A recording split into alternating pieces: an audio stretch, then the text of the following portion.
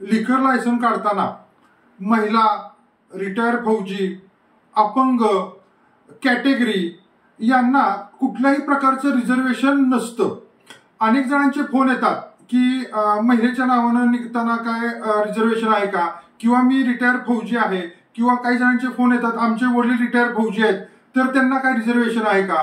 काही अधू, अपंग किंवा अंध व्यक्तींचे फोन येतात की माझ्यासाठी काय रिझर्वेशन आहे का, मला माझ्या अपंगपणाचा काय फायदा होऊ शकेल का की लिकर लायसन मिळायला।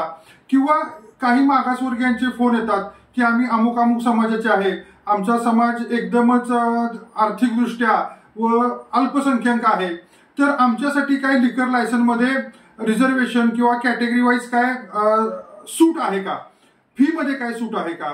तर मित्रांनो, असं कुठल्याही प्रकारचं शिथिलीकरण, रिझर्वेशन हे लिकर लायसन मध्ये नाहीये।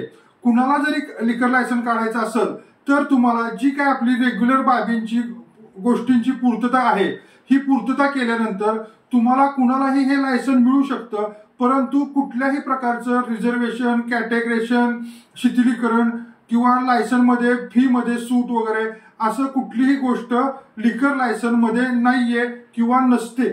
धन्यवाद।